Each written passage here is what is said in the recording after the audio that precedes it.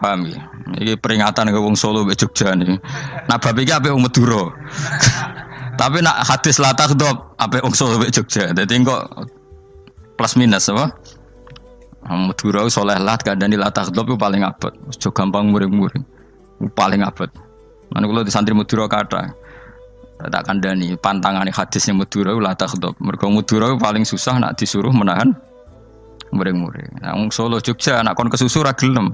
Ngalon-alon waton kelakon Muhammadan. Saiki jog ngaji dirubah no. Sing wong Jogja koyo Ruhin barang Melayu. Sing wong Madura ora napa? Ora emosi. Jadi ya enggak apa-apa, memang kita tidak pernah sempurna. Aku wong Pantura, radi seneng misah wong Pantura niku. Mergo belah no. Tapi ini penting kula aturno. Makanya ada ibadah yang Nabi itu tidak kesusu. Bahkan saking kesusunya Nabi itu pernah ada kejadian dan ini enggak bisa ditiru secara fikih. Saya ulang lagi ini enggak bisa ditiru secara fikih. Ada air itu kira-kira ya hanya sekitar 100 meter. Tapi saya ulang lagi ini enggak bisa ditiru secara fikih. Nabi itu tidak wudu. Tapi tayamum yang dekat sama debu di dekat kamarnya Nabi. Itu riwayat yang memang enggak bisa ditiru tapi harus dibenarkan. Ketika Nabi ditanya, kenapa engkau tidak menuju air itu? Jadi, saya tidak yakin sampai air itu. Padahal saya kesusu nang suci. Jadi saking inginnya Nabi nang suci, itu sudah yang dekat tayamum, saya tayamum. Tapi saya ulang lagi, ini nggak bisa ditiru secara fikih. Karena kamu tidak akan hadir kayak Nabi. Makanya ini tak peringatkan, kamu kan tidak akan hadir. Meniru aku kira iso, meniru Nabi itu baru iso. Iso Gus nak nyuruh yang jajal maca kitab koyo aku nak melengkar kabeh. Jadi Nabi pernah ngalamin itu ya. Jadi itu enggak sampai 100 meter ada air. Mungkin enggak sampai 50 meter bahkan. Tapi Nabi itu pas panik. Mungkin saking hadirnya pada Allah ingin posisi suci. Itu tayamum. Ketika ditanya al-amru asra'u min dzalik. Urusan bisa lebih cepat timbang itu. Saya pernah ngalami seperti itu tapi tidak se ekstrim tayamum. Wudu pakai aqua, pakai. Jadi saya pernah di mobil, kemudian saya pas usul, mobil tak suruh berhenti terus saya wudu pakai air aqua. Padahal ya dekat masjid, ya dekat. Karena kadang tadi kepanikannya orang-orang dekat Allah itu beda. Itu pokoknya butuh asro, butuh melakukan sesuatu yang cepat. Ada contoh lagi yang lebih ekstrim. Ada ulama punya baju dua, karena orang Arab kalau pakai pakaian kan celana, terus sarung, baru jubah. Makanya orang Arab itu biasa pakai lafaif berlapis-lapis pakaiannya. Ya maksudnya pas kondisi ideal itu biasa lafaif. Ya kayak saya misalnya kan nggak pakai kaos karena orang priayi kan mesti pakai kaos baju. Cuma saya nggak pernah pakai jas, udah nganten malah repot. Kalau disungkan, kalau di jas kuatakan. Gara-gara dianggap kiai rata-rata nak ngaji kan aku jas. Karena jaluk kan nggunginya. Wah bingung, mbah sing ngekeki iku niat sakake, Gus Bak ora nggo jas ora kelar tuku tapi ya ora ro. Niate mbok elek apik ya ora ro. Kemungkinane iku nganggep aku ora kelar tuku terus ngekeki. Itu berarti suudzon yang terlembagakan. Kemungkinane ya saking takdime wae kepengin kiai ini duwe jas. Utawa kemungkinane nih Gus Bak iku lho mau ben dikekno wong ra jelas-jelas ya. Enggak ngerti dan ndak perlu dikonfirmasi ben supaya ngamal. Lah kiai ini lagi wudu, wong Arab lagi adus ning hammam. Hammam iku pokoke dhisik kan ana pemandian umum sekarang sama lah di. Pas di pemandian umum itu beliau ditunggoni santri nih, mulai dulu ya memang ada adat ya kalau kadang kiai tindak itu di daerah santri nih. Aku ora gem daerah Mustofa, lah mlakune gede malah lara kabeh.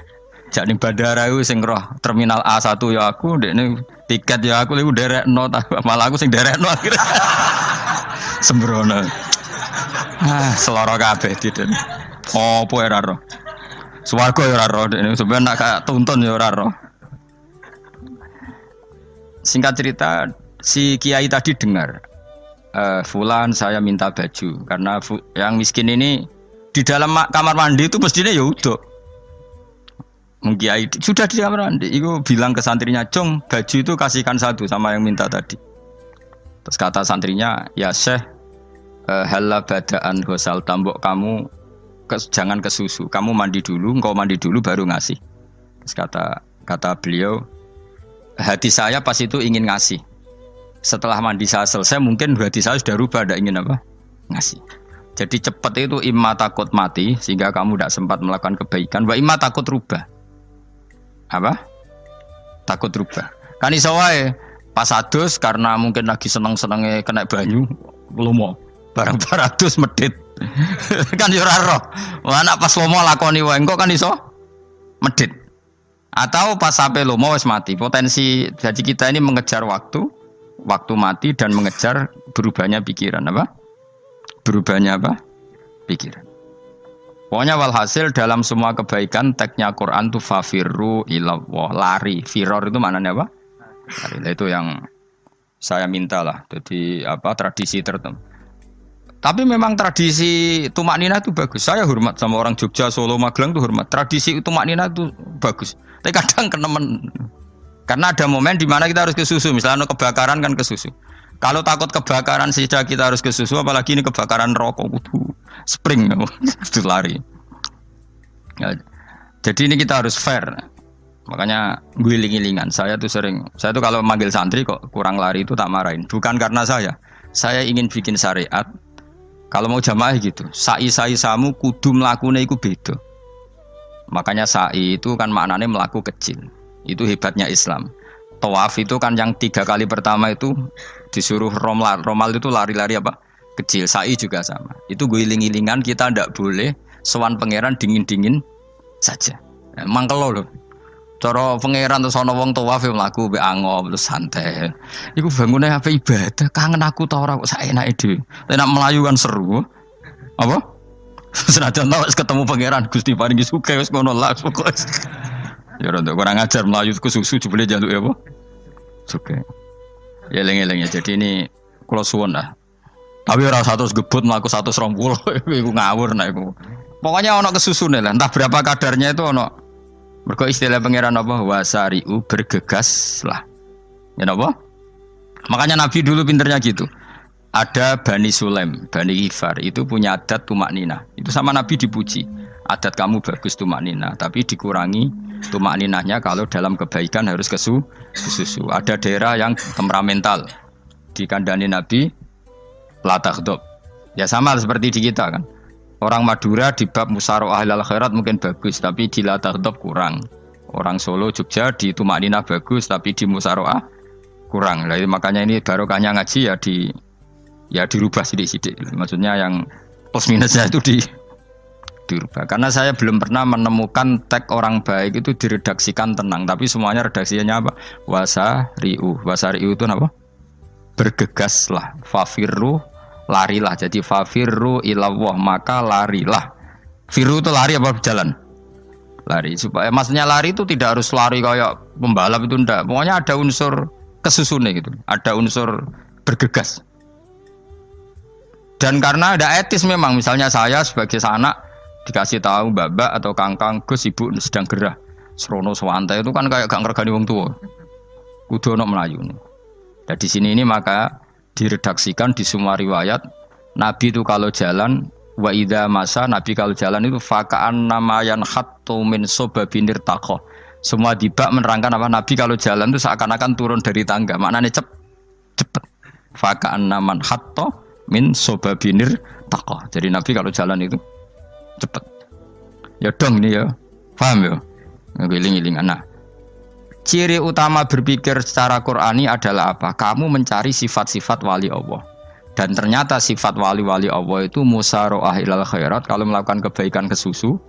Dan sifat orang munafik itu kalau melakukan kebaikan bermalas-malasan. Wa idza qamu ila sholati qamu kusala. Sehingga kata Fathul Mu'in kalau kamu sholat kudu ono kesusune, ono nasate, guling-gilingan kamu biar tidak berkategori munafik. Karena orang munafik kalau wa idza qamu ila sholati qamu kusala. Kalau sedang mau sholat malas-malasan.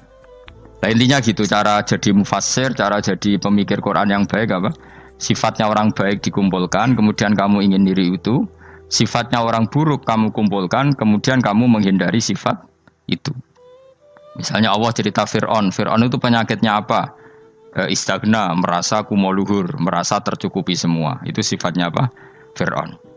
Tapi sifatnya orang baik itu ya yuhannasu antumul fuqara'u ila Allah. Sifat orang baik adalah merasa fakir, merasa enggak siapa-siapa di depan Allah Subhanahu wa taala. Sehingga keangkuhan itu sifat Fir'aun, merasa fakir, merasa enggak siapa-siapa adalah sifatnya orang baik.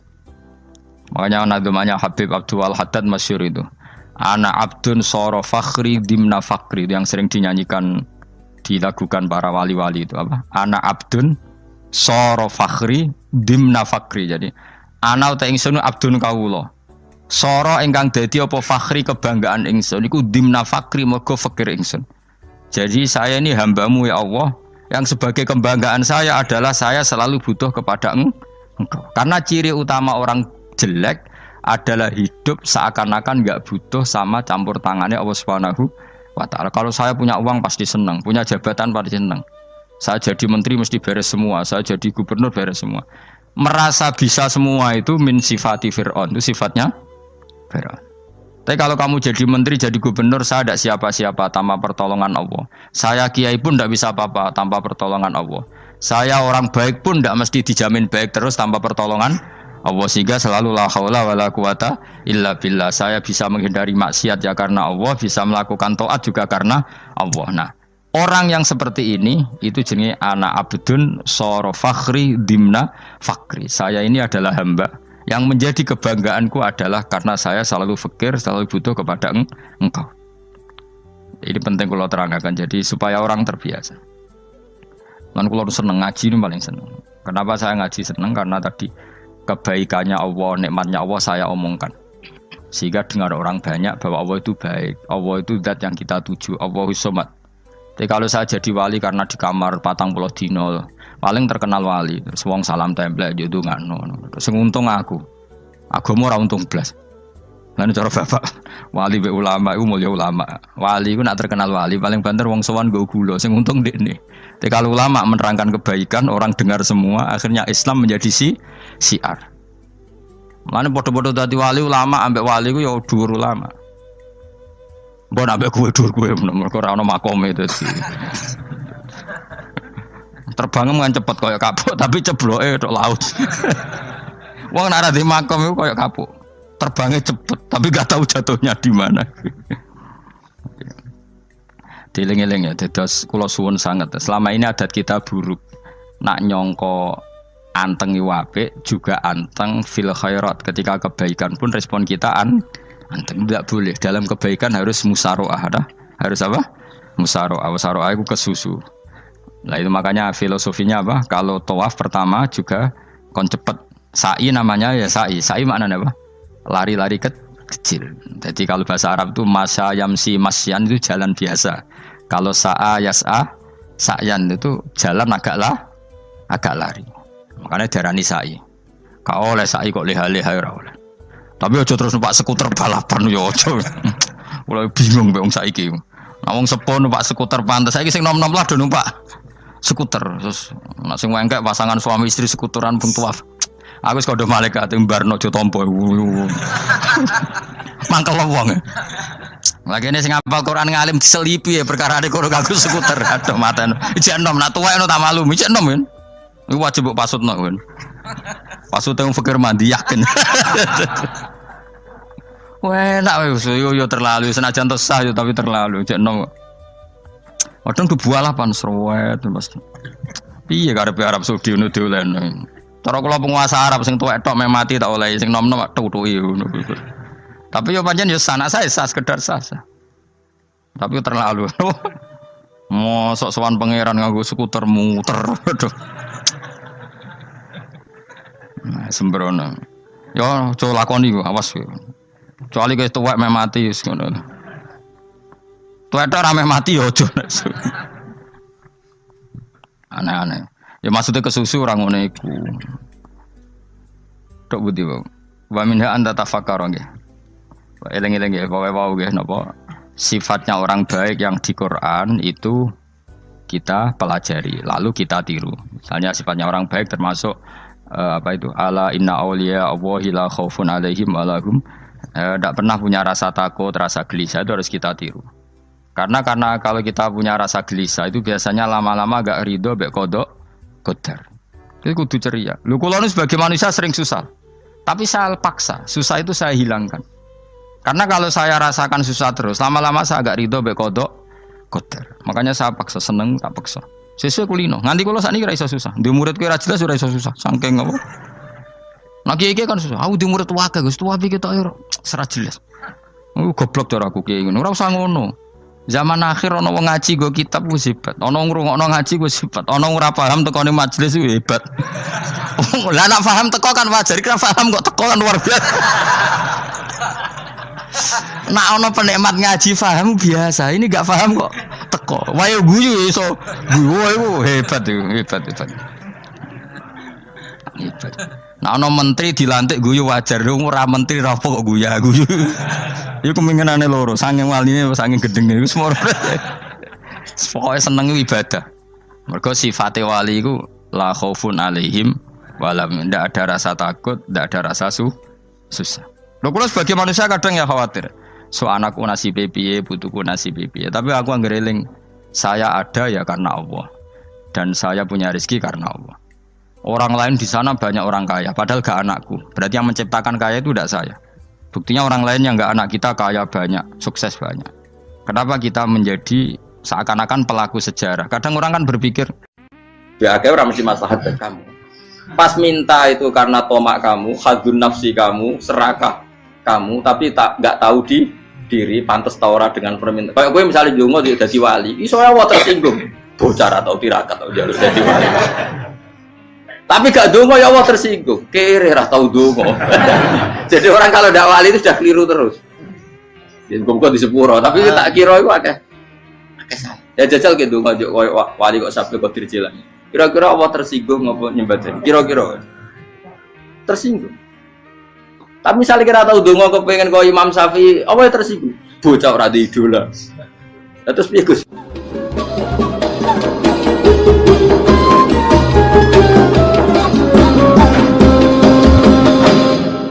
Artinya gini loh, ketika manusia mengatakan mampu, itu ada sekian hal yang manusia itu tidak ikut melakukannya, tidak ikut menciptakannya. Misalnya kue nyupir, supirana enak, punya pengalaman, tidak kecelakaan karena apa? Nyupir kue enak, mobilku normal, mobilmu normal lah, wabrak mobil ya mabuk, ya. Nah di sini ini manusia dituntut, diingatkan terus, kamu itu butuh Allah, rahmat Allah itu yang melindungi kamu, bukan keahlian kamu, bukan kecakapan, karena tanpa itu semua tidak bisa, semuanya Allah. Ya, tapi manusia tadi gara-gara misalnya tadi mobilnya normal, dia punya keahlian nyupir, terus mengklaim kalau keselamatan dia itu karena hati-hatinya dia, karena mobilnya normal. Padahal ada sekian catatan yang menjadikan dia selamat dan semuanya itu kudrahnya Allah Subhanahu wa Ta'ala. Misalnya gak ditabrak wong mabuk, gak ono gempa, gak ono bumi merekah. Misalnya kita pintar nyupir lah, terus bumi memang anggap terus kita templong nggak apa-apa. Kemudian daerah-daerah kayak ya rasa tak sebut nomor itu. Kira tahu muka siapa ya, bener mari tak sebut nomor yang ngeri. Intinya Indonesia ora aman, tapi kita tenang aja satunya ora aman kabeh, ora sing aman. Ora usah kuwatir likuifaksi, ora usah kuwatir meteor jatuh, kabeh ya potensi napa? Potensi semua. Sehingga ini sedikit saya ijazahkan. Suatu saat kata Rasulullah, saya yang Mu'ad melihat kamu hanya sejengkal di depan para ulama ketika nanti di akhirat. Terus Mu'ad tanya, Rasulullah tanya, kenapa kamu hanya satu jengkal dengan derajatnya para ulama ketika sowan Allah? Terjawabnya Mu'ad, kamu punya amal apa? Terjawabnya Mu'ad, ya Rasulullah, saya tidak pernah melangkahkan satu kaki, kecuali saya tidak pernah yakin apa bisa melangkahkan kaki yang satunya. Dan saya tidak pernah mengunyah satu makanan, kecuali saya juga tidak pernah yakin apa bisa menelannya. Dan saya tidak pernah bernafas satu nafas kecuali saya tidak yakin apa bisa nafas berikutnya. Saking dia tergantung ta'aluk semuanya sama kudrahnya Allah Subhanahu wa Ta'ala. Kalau kita ini kan sok. Kalau makanan sudah di depannya kayak pasti bisa makan. Kalau dia sudah sehat jalan seakan-akan pasti bisa meneruskan. Padahal 0, sekian detik gue melaku dihantam mobil ya selesai. Misalnya stroke ya selesai, tidak bisa jalan. Sehingga para wali-walinya Allah itu orang yang filah gotin min lahadotagi, setiap kedipan dia, setiap perilaku dia itu hanya ta'aluk ambil Allah Subhanahu wa Ta'ala. Itu yang disebut ya ibana su antumul fuqara unapa ila. Nah kemudian resiko makom ini, ya semua makom tak ada resikonya. Resiko makom ini itu biasanya dia lupa doa. Kenapa lupa doa? Karena doa itu terdefinisikan. Tak wari ilmu hakikat terus rungokno wis ra paham lah tuh tak ulangno. Ya resiko ilmu saya ingatkan. Ilmu itu kan ada dua. Ada ilmu yang karena didefinisikan. Dan itu akhirnya menjadi masalah. Sebenarnya ilmu itu tidak perlu definisi. Kedua ilmu yang kita rasakan. Misalnya gini, kalau sama saya tanya, kamu pernah nggak minta jadi punya uang banyak? Nggak tanya, pernah nggak minta? Terus artinya minta itu apa? Terus kita mendefinisikan, menengadahkan tangan, bilang ya Allah, saya minta uang banyak, saya minta ingin beli mobil. Itu namanya apa? Tidak jauh saja. Doa kan? Itu kesalahan kita. Kesalahan kita mendefinisikan doa itu misalnya menengadahkan tangan dan memohon dan menyebutkan permohonannya itu terus disebut doa. Tapi kalau menurut Allah, sistem tubuh kamu yang menghendaki punya mobil, sistem tubuh kamu yang ingin punya uang banyak, reaksi tubuh kamu yang terhinakan karena ditagih orang atau butuh uang, ini menurut Allah ya sudah kamu itu peminta-minta. Saya ulang lagi ya. Sehingga menurut Allah kamu minta tidak minta ya tetap berstatus peminta, pengemis. Nah, orang-orang yang sudah wusul, meskipun itu kondisional ya, tidak selalu. Itu ya dia pikirannya menengadahkan tangan apa enggak ya sama saja tubuhnya merasa minta. Sehingga dia tidak perlu mengekspresikan minta. Nah, terus orang yang fikih bilang seperti itu tuh sombong, wong kok gak tahu dungo.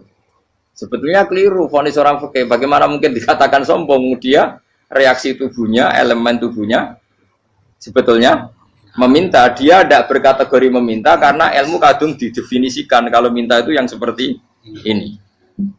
Itu kan lama. Nanti kalau suatu saat Indonesia yang kuasa itu terlalu NU atau terlalu yang tidak NU, lama-lama ada definisi. Misalnya yang dikatakan tahlilan itu apa? Ya bid'ah, Nabi tidak pernah tahlilan. Sahabat tidak pernah nahlilin Nabi, malah nggak ngaji Nabi jadi tahlil. Mana nih tahlilan jalukno sepuro mayit, ngaji Nabi jalukno sepuro. Sehingga dengan tradisi itu tahlil itu masuk definisi bid'ah, karena nggak pernah dilakukan sahabat dan para tabi'in. Ya salahnya kamu definisikan. Tapi kalau udah kamu definisikan, diarani tahlil, ya mau la ilaha illallah. Terus mungkinkah satu bacaan la ilaha illallah dilarang? Wong ra oleh maca kalimat tauhid. Jadi misalnya tahlil iku nafatno kalimat tauhid. Oke tok ora ngara iso dilarang tapi nak tahlil iku mitung dinane mayit kaya Buddha. Sakmane kriminal. Enak. Ya sudah seperti itu. Makanya banyak orang salah itu karena ilmu kadung didefinisikan. Nah, definisi itu sebenarnya tidak mengikat dalam banyak hal. Ini penting saya utarakan. Ya karena seperti itu.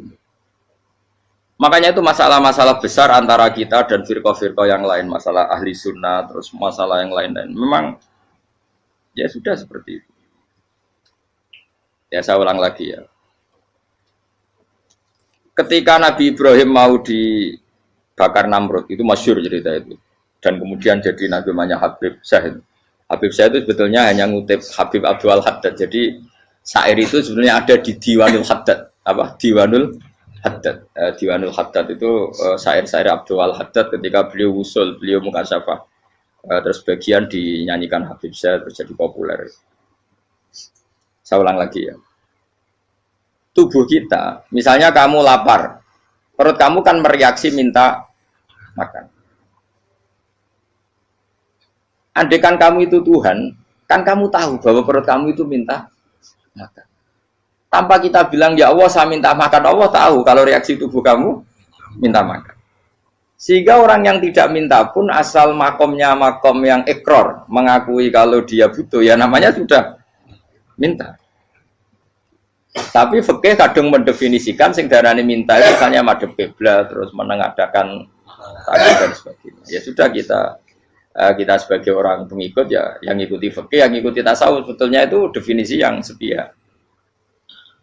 Sehingga ketika Nabi Ibrahim mau dibakar Namrud, masyhur itu cerita itu. Beberapa hari mungkin bulan-bulan orang disuruh Namrud cari kayu sebanyak-banyaknya. Ketika kayu sudah terkumpul mungkin satu lapangan, Ibrahim mau dibakar. Pegawai Namrud itu bingung caranya mencalok Ibrahim. Mereka saking gedene napa? Api. Nak dicalok kok ado iku ratok tengah. Nak diparekno iku kepanasan. Masyhur. Setan zaman itu orang akeh dadi setan tenan. Saya kan duplikate sakeh dadi setan ra tau muncul. Wong duplikate wis napa? Akeh. Singkat cerita setan itu muncul pura-pura jadi manusia terus ditemukan manjane. Manjane itu semacam ketepil besar yang jadi menane dari kiai-kiai ketepil itu haram mergo penemune setan. Jari ini tuh. Tapi nak manjanik penemune setan itu betul walhasil terus dibikinkan satu manjanik semacam ketepil besar terus Ibrahim dilemparkan ke api lewat apa ketepil tadi idenya siapa setan. Nah ketika di tengah api itu unik, kata malaikat Jibril datang terus tanya sama Ibrahim, ya Ibrahim apa kamu butuh saya? Butuh alakah haja apa kamu punya kebutuhan? Jawab Ibrahim lah, saya tidak punya kebutuhan. Amma ilaika fala, kalau ke kamu ndak, karena kamu makhluk, apapun keren kamu Jibril tetap kamu makhluk. Amma ilaika fala, ndak maksudnya butuh ke Allah nanti saya nyampaikan. Mana dinya Nabi Ibrahim, kalau Allah ndak usah kamu sampaikan ya sudah tahu. Gua be Jibril. Oh anak gue ditekak mana? Ya saya ulang lagi, apa kamu punya kebutuhan? Alaka hajalla amma ilaika fala, kalau ke kamu ndak. Ndak maksudnya butuh ke Allah nanti saya sampaikan. Karena Jibril yang mentang-mentang dekat sama Allah dan tukang memberi informasi. Tapi kata Ibrahim, kalau ke Allah sih tidak perlu kamu, dia sudah tahu. Nah itu terjadi namanya Habib Abdul Haddad masyhur itu apa? Hasbi min su'ali ilmuhu bihali. Jadi cukup ilmunya Allah itu menjadikan saya tidak perlu minta. Hasbi min su'ali ilmuhu bihali. Jadi ada kondisi tertentu yang para wali itu, saya ulang lagi, kondisi tertentu yang para wali itu ya tidak minta. Tapi kalau itu ditiru jenengan semua ini jadi keangkuhan. Kenapa? Wes ora ndonga tangane ditenangkan. No, atine ora eling pangeran kan akhirnya tak jaluk tenan. Jadi aja niru wali-wali. Nah, wali-wali itu kan misalnya tangannya tidak menengadah tapi semua sistem tubuhnya merasa butuh sama. Saya itu pernah ya, tapi itu kondisional dan saya juga ngulang tidak mesti bisa. Ketika saya umroh itu pernah saya ada satu kondisi itu doa ya di putaran pertama tos. Di putaran pertama saya berdoa ya agak banyak di multazam. Putaran kedua mau berdoa sudah tidak berani lagi. Sampai ke-7. Hari kedua ya tidak berani, hari ketiga tidak berani. Nah seperti itu tidak bisa dibuat-buat meskipun saya juga agak ingin. Tapi ya pas itu ya agak bisa. Gara-gara itu korban kitab hikam, ya kitab hikam yang terkenal. Kitab hikam itu pernah cerita gini. Rubbama dallahum al-adab ala tarkit tolak. Terus di antara makalahnya itu wa inna ma yunabbahu man yajuzu alaihil ikhfal. Tapi kamu jangan niru dosa kan. Tapi jangan ingkar ilmu ini tambah dosa kowe. Jadi niru ya dosa, ingkar ya dosa. Jadi ada seorang wali kata hikam. Kadang-kadang seorang wali itu mau doa diulang itu sungkan. Kenapa? Yang perlu diingatkan itu yang potensi lupa. Allah kan masih ingat doa kemarin. Lalu itu gara-gara saya sebelum umroh itu mensinau kitab hikam itu agar itu kok. Ya Allah, sing tak dungani wingi ejek eling kok tak eling no meneh. Dadi wa inna ma yunabbahu man yajuzu alil yang bisa diingatkan hanya orang yang potensi lupa. Sementara Allah tidak akan. Tapi kan akhirnya doanya elik. Ya Allah kayak kemarin. Hari ketiga ya Allah kayak. Makanya menurut saya ilmunya orang hakikat itu juga ada sisi kriminalnya karena ya tadi. Tapi kamu ingkar ya keliru. Memang Allah gak mungkin lupa, ngapain kamu ingatkan. Makanya menurut saya Allah itu mangga terbaik, bener-bener Rahman Rahim. Mestinya nak Allah terbaik, kue dungo bedino malah ngamuk. Lah aku lali tapi mbok eling dong. Tapi Allah itu ya maklumi ya, dengan kekeliruan. Kita ini kan selalu keliru. Dungo terus ya keliru sebetulnya. Karena seakan-akan kan mengingatkan seseorang yang mungkin lupa. Wong Allah tidak pernah lupa kok, kamu ingetin terus. Atau kamu menggurui Allah, yaitu ya Allah nang sebadani kalau di duwe akeh, padahal enggak mesti maslahat bagi kamu. Duwe akeh ora mesti maslahat bagi kamu. Maka ada sekian contoh yang wali itu dibully pangeran. Saya sering cerita, banyak cerita wali itu dibully pangeran. Digarap ya pangeran. Ini gara-gara salah itu. Saya pernah cerita dan itu ada di hikam betul di kitab itu. Itu ada. Ada wali itu tukang hamal. Hamal itu manol di pasar, itu tukang angkut.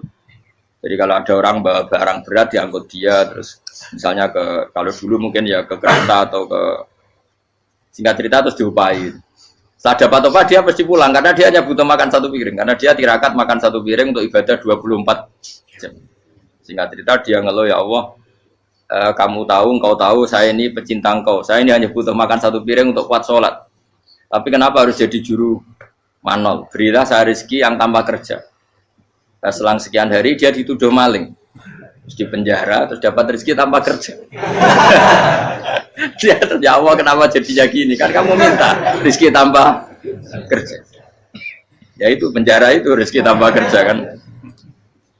Jadi Allah memperlakukan para walinya itu memang unik. Ya kadang dibully. Sehingga dalam cerita-cerita kenabian kata Qadiyat itu nggak ada orang yang sering dibully Allah kayak nabinya. Karena nabi itu orang yang dicintai Allah. Jika salah sedikit saja itu, cara pangeran, cara kampus itu digarap, pokoknya dipelonco, pokoknya salah sedikit. Misalnya begini, Nabi Yakub itu kan nabi. Dia mungkin nyon jauh nggak tersadar nyembelih apa itu anak sapi itu di depan indukannya. Ya beliau mungkin spontan saja, Pak. Kalau kamu yang melakukan pasti tidak ada hukumannya karena Allah tidak pati peduli sama kamu sudah lah. Artinya nggak peduli salah pantas saya ora jelas ya gitu. Tapi ini Nabi. Ketika itu terus indukannya sapi tadi ya Allah Yakub itu kekasihmu. Saya tidak berani sama dia karena dia kekasih. Tapi saya tetap menuntut keadilan. Dia harus merasakan susahnya dipisah dengan anak. Meskipun dia tidak nuntut rasanya roh anak sebelah itu tidak se ekstrim itu. Sapinya itu hanya nuntut ya Allah dia harus merasakan sakitnya terpisah dengan anak. Akhirnya Allah menciptakan Yakub mengalami terpisah dengan Nabi siapa? Yusuf. Itu kalau kata Qadiyat, itu kalau yang melakukan tidak Nabi pasti nggak dibully Allah, dibiarin. Karena Nabi ini yang melakukan. Nah. Terus ini Nabi Yusuf lagi mana rasa daftar wali berat. Nabi Yusuf itu di penjara itu karena terdolimi apa karena memang dia salah? Terdolimi. Dan Yusuf itu Nabi. Nabi Yusuf itu Nabi betul memang benar-benar. Meskipun ganteng dia Nabi. Syaratnya Nabi ganteng kira-kira mlebu. Nabi itu harus ganteng, enggak boleh. Nabi elek ora oleh. Karena Allah izin di kekasih kok kriting elek. Allah ya di selera. Kabeh Nabi mesti yang paling ganteng di kaumnya, yang paling nasab. Enggak boleh Nabi kok pesek, keriting, enggak boleh. Tapi kalau sudah jadi orang soleh boleh kan. Tapi kalau Nabi enggak boleh. Nabi Yusuf bukan, masyhur kan cerita Nabi Yusuf dengan siapa? Zulaikha. Dan belum ada orang dalam keadaan darurat masih cerdas kayak perempuan. Jadi singkat cerita, ketika Yusuf diajak Zulaikha selingkuh enggak mau kan keluar dari kamar. Dalalah kebetulan wa alfaya sayyidah Rajal. Itu si Zulaikha tadi spontan langsung bilang, wahai suamiku, apa hukuman orang yang ingin menodai keluargamu? Itu wong wedok. Padahal dia agak terencana, dia pun nggak bayangkan kepergok suaminya. Itu dalam keadaan kepergok itu masih cerdas. Suamiku, apa hukuman orang yang mau menyelingkuhi keluarga Anda? Singkat cerita suaminya murka, terus Yusuf di penjara, terdolimi. Ketika di penjara, kemudian Yusuf punya keahlian mentakwil apa? Mimpi. Kan tadi suaminya Zulaikha itu tidak sampai raja ya, kira-kira PM atau menteri. Raja itu punya mimpi yang bisa nakwil itu hanya Yusuf. Singkat cerita terus utusan raja datang ke Yusuf dan takwilan Yusuf terbukti benar. Tapi Yusuf ini seorang nabi, saya ulang lagi Yusuf seorang nabi, dia tapi ya manusia. Bilang gini ke utusannya, coba bilangkan ke raja kamu, di penjara ini ada orang yang di penjara secara terzalimi, yaitu saya. Tolong laporkan ke majikan. Itu Allah tersinggungnya itu bukan main. Nabi kok lapor makhluk. Itu tersinggung. Nah, kowe kan gak piye-piye. Kowe ngajono proposal ya ora piye-piye. Wis pokoke Allah kowe wis ra piye-piye wis. Wong sampean swargane ya ora langsung wae ngono pokoke kira-kira kan sudah tidak perlu ditegur. Makanya fa'an sahu syaitanu dzikra rabbi fala bisa fisijni bid'asi. Maka Allah mentakdirkan utusan raja tadi itu lupa melaporkan peristiwa Yusuf ke raja tadi. Sehingga raja enggak pernah dengar kalau ada orang di penjara karena Allah tersinggung. Wong kowe ku nabi kok lapure ambek penguasa. Ngono tok iku wis Allah tersinggung. Karena dia nabi, enggak boleh nabi lapor makhluk. Jadi Allah itu dengan nabi itu sangat-sangat sensitif. Sangat-sangat sensitif. Ya begitu. Terus cerita yang terkenal, meskipun ini enggak ada di Quran, Nabi Musa. Nabi Musa itu pernah sakit gigi. Karena dia mentang-mentang kalimullah, orang yang sering komunikasi dengan Allah, minta ya Allah, tolong tunjukkan obat gigi saya itu apa. Singkat ini sama Allah dikasih tahu. Kamu ngunyah suket ini gitu. Rumput ini kamu kunyah nanti pasti sembuh. Karena resepnya dari Allah ya pasti mujarab, kan enggak kok dokter. Singkat cerita dikunyah terus sembuh. Suatu saat dia sakit gigi lagi, enggak konsultasi lagi karena masih punya resep kopian apa? Resep. Dia datang nyari suket yang sama dikunyah tambah sakit. Tanya sama Allah, ya Allah ini kan resepnya yang sama, kenapa tambah sakit? Kata Allah, kamu itu kekasihku. Roh nak sing ngobati ku aku ra suket sembrono. Semenjak itu Nabi Musa pernah taruh resep lagi sudah. Andikan tuh kamu, pasti Allah juga enggak tersinggung. Makanya kata Qadiyat, kenapa para nabi sering ditegur itu bukan karena Allah murka, nabi itu beda.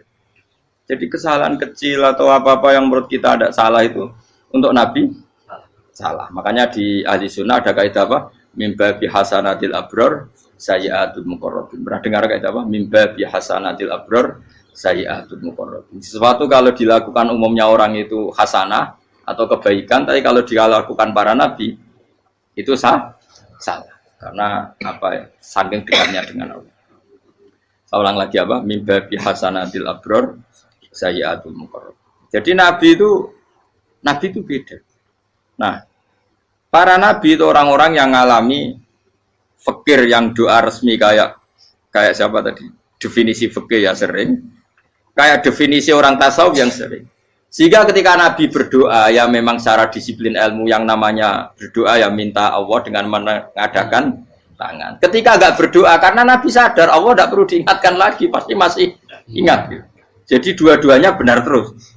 Makanya Nabi itu lam yazal fitaroti, Nabi itu selalu naik derajatnya. Karena pas minta ya benar, pas tidak minta ya. Tapi kamu jangan niru dosa kan. Tapi jangan ingkar ilmu ini, tambah dosa. Jadi niru ya dosa, ingkar ya dosa. Jadi ada seorang wali kata hikam. Kadang-kadang seorang wali itu mau doa diulang itu sungkan. Kenapa? Yang perlu diingatkan itu yang potensi lupa. Allah kan masih ingat doa kemarin. Lalu itu gara-gara saya sebelum umroh itu mensinau kitab hikam itu agar itu kok. Ya Allah. Sing tak dungani wingi ejek eling kok tak eling no meneh. Dadi wa inna ma yunabbahu man yajuzu alaihi yang bisa diingatkan hanya orang yang potensi lupa. Sementara Allah tidak akan. Tapi kan akhirnya dungane eling. Ya Allah kayak kemarin. Hari ketiga ya Allah kayak. Makanya menurut saya ilmunya orang hakikat itu juga ada sisi kriminalnya karena ya tadi. Tapi kamu ingkar ya keliru. Memang Allah gak mungkin lupa, ngapain kamu ingatkan. Makanya menurut saya Allah itu mandat terbaik, benar-benar Rahman Rahim. Mestinya nak Allah terbaik, kue dongo bedino malah ngamuk. Lah aku lali tapi kok eling dong. Tapi Allah itu ya maklumi ya, dengan kekeliruan. Kita ini kan selalu keliru, dongo terus ya keliru sebetulnya. Karena seakan-akan kan mengingatkan seseorang yang mungkin lupa. Wong Allah tidak pernah lupa kok, kamu ingetin terus. Atau kamu menggurui Allah, yaitu ya Allah nang sebadani kalau di duake, padahal nggak mesti maslahat bagi kamu. Duake orang mesti maslahat bagi kamu.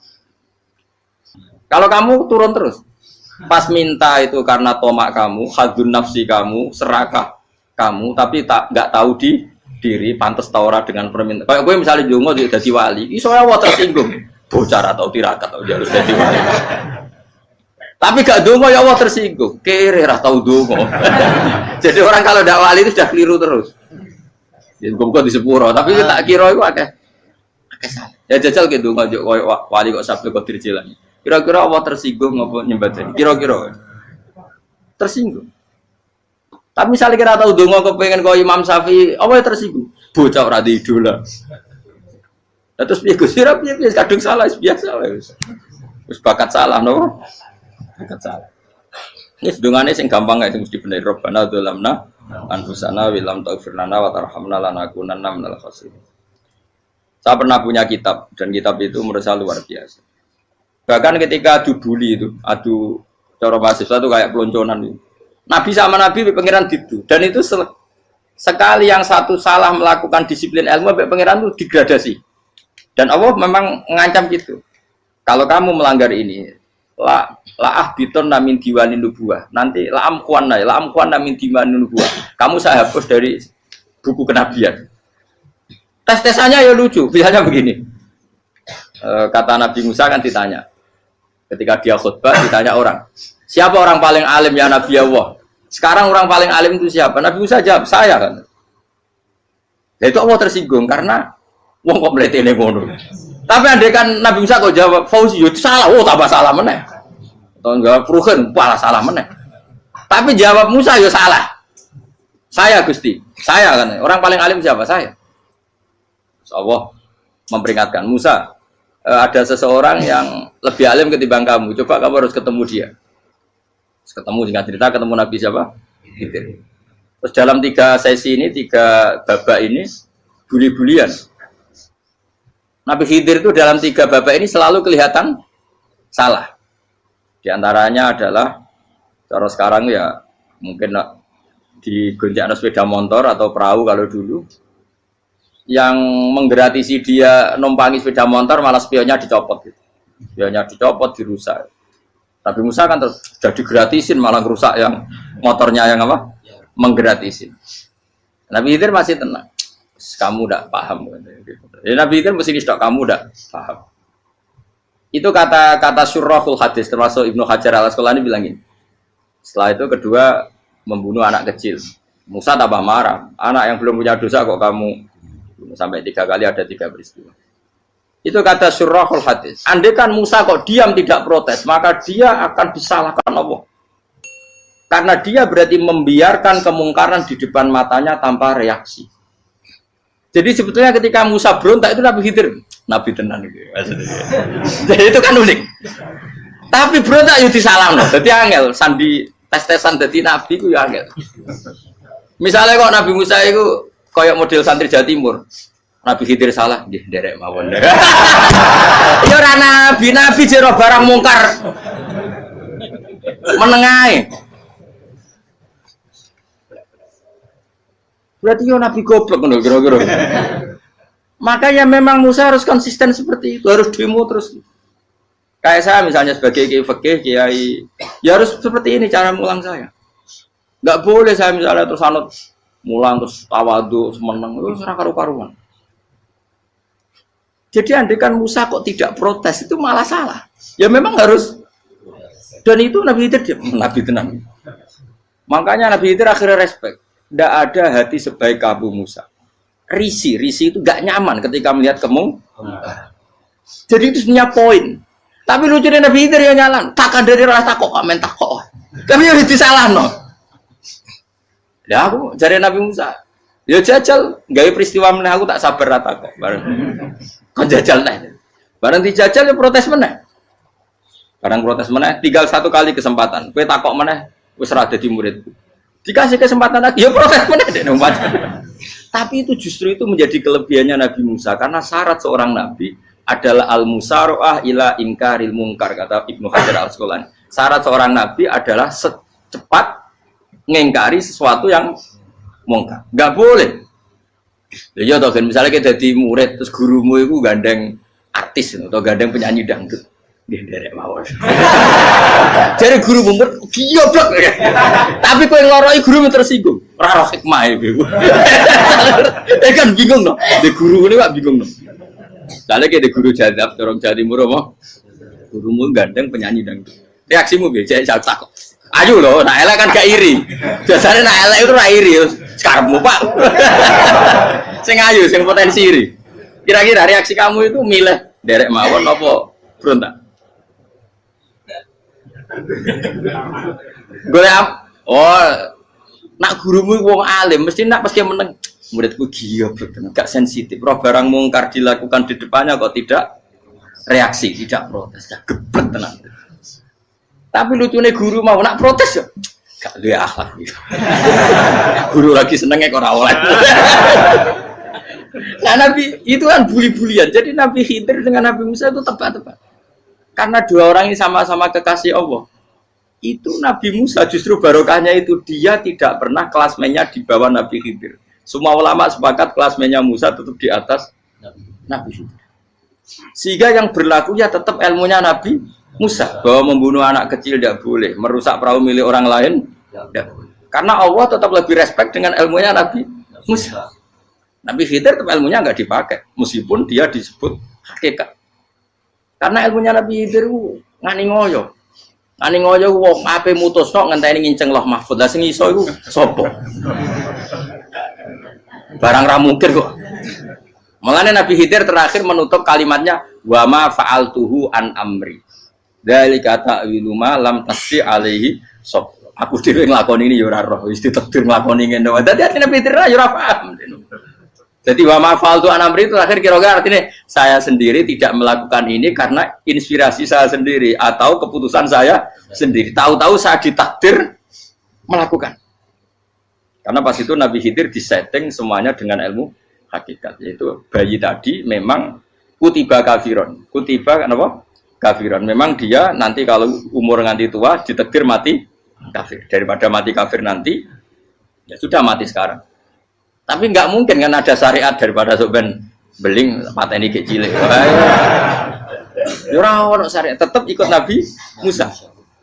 Makanya kata Ibnu Hajar Al-Asqalani itu uniknya Allah sama para wali-walinya. Wali ku klirullah itu tetap disenengi pengen. Terus pengenan nabi-nabi ini yo kecil-kecilan yo panjenengan wong. Terus keempat kan. Tadi kan saya punya contoh 3, ini contoh keempat, ini terakhir. Kakean kok ilmu merah cukup tetap malah bingung enggak. Nabi itu minggat itu boleh enggak? Tanpa pamit, minggat itu pergi enggak pamit itu boleh enggak? Enggak boleh. Rasulullah meskipun kayak apa disakiti di Mekah itu enggak pernah minggat, enggak pernah hijrah. Saya ulang lagi, karena butuh izin. Tapi Allah pernah punya kekasih yaitu Nabi Yunus. Nabi siapa? Yunus. Itu Quran meredaksikan ya abako. Abako itu terjemahnya apa? Minggat. Kalau pergi itu dahaba. Tapi ini Allah meredaksikan itu abako. Abako itu ya minggat. Nabi Yunus itu dakwah di daerah Nainua ya. Nainua itu ya Babylon sana. Kampungnya namanya Nainua. Ya daerah Babylon.